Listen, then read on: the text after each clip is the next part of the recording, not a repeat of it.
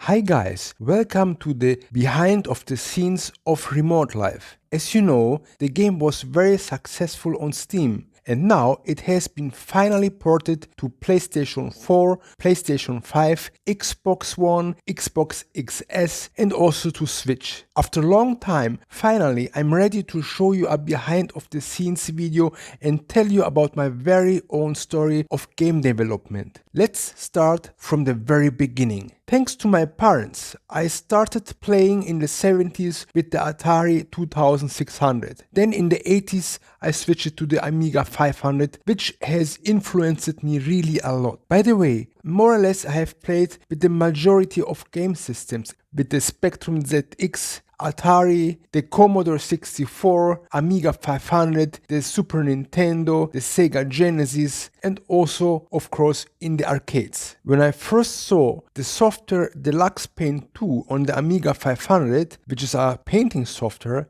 I thought to myself, I want to be a graphic designer and I want to develop video games. So basically, that was my dream. Many years later, I became a graphic designer and an expert in 3D graphics and animation. But this is a whole other story. Many have asked me why I did this genre of game as first title and not a very small game as first game or something very simple and easy. Well, I always loved to play shot 'em ups. And by the way, they are still very popular. So basically, that has been the dream of my childhood. And after only 40 years, can you imagine? 40 years, that's insane. I have finally fulfilled my dream. I guess the Mario of the 80s would be very proud of myself. I tried not to be inspired by the old game titles, just to avoid being a clone of some other game. I tried to be different. I tried to be unique. So that's something really very important for a game developer. In fact, the weapon system and the special missions are very unique and I'm very proud of them. Remote Life has 16 missions. This is also quite unusual for shot 'em ups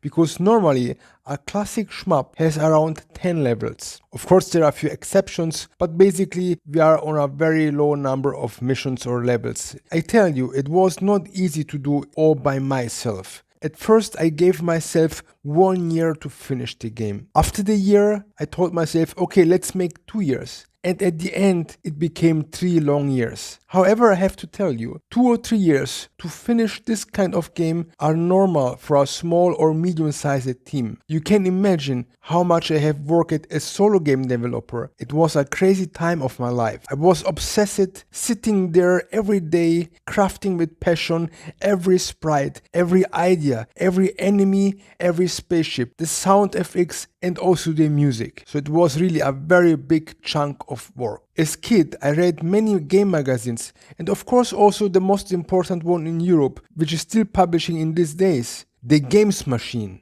The moment when I have finished to develop my game, I thought to myself, let's try to send a few copies to them, let's see what will happen. I was pretty sure that they would not even read my email. But then it was incredible. The entire editor staff was literally shocked that only one man had developed Remote Life and that it was so greatly done. In fact, they reviewed my game with a 92 of 100. Guys, I tell you, it was like a dream. I could not believe that exactly that magazine that I loved to read as kid gave me such an incredible review of several pages and additionally a full interview with a photography of myself in that magazine. Wow, it was like winning an Oscar. Let's talk about the game itself. During the 3 years of development, I really did so many different things. Whenever I go through my folders in my PC, I'm always amazed of how much stuff I have created all by myself. Till the end of development, I did not even know how many sprites and how many enemies I had created. I started to count only after I had completed Remote Life. There are around 100 different kind of enemies that can kill you. It's an insane big number. And I did many thousands of different sprites for the other assets. For example, explosions, bullets, or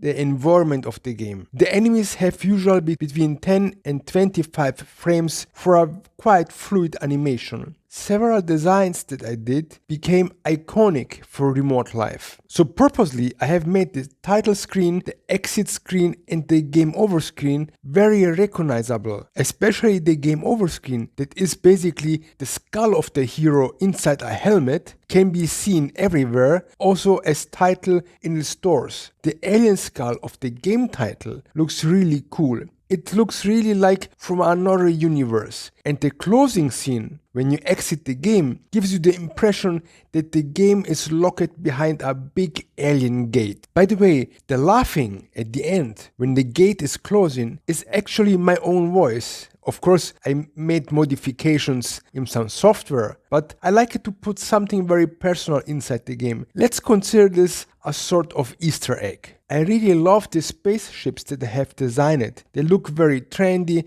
and in the same moment very realistic. I wanted to surely be different from all other shmups. Too often I see the pointy design of spaceships or very exaggerated shapes which does not look very realistic. I like it the idea of something that is close to nowadays design. I even have designed the cockpit to be as realistic as possible. It looks quite cool and that's why it's a splash screen of the first level. For a credible world, I wanted a lot of details. Every level has its unique style and enemies. Bony and scary levels or very organic designs where even the walls are wobbling around when you shoot at them, or very foggy and desaturated levels, or levels that looks very mysterious and intimidating or are full of empty space. I just love each of them. I could not decide which one is the best one. Almost all levels have a mid-boss and of course final end bosses.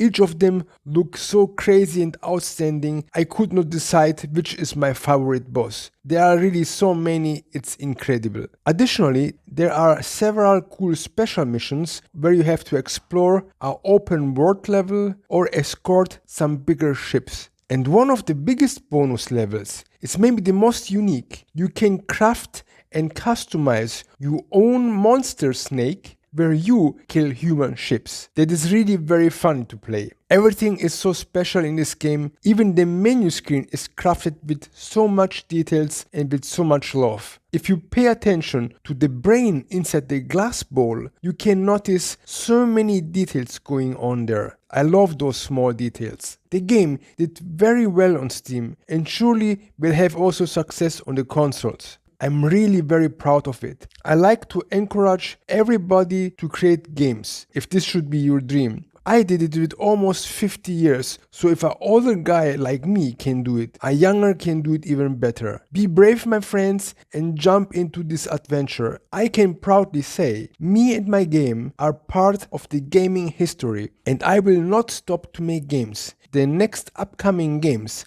are Remote Life 2, Crude, and 1-Bit Astronaut. So you see, I will not stop to make games. Have fun with Remote Life on consoles, my friends, and see you next time. Bye bye. Game over. Ha ha ha.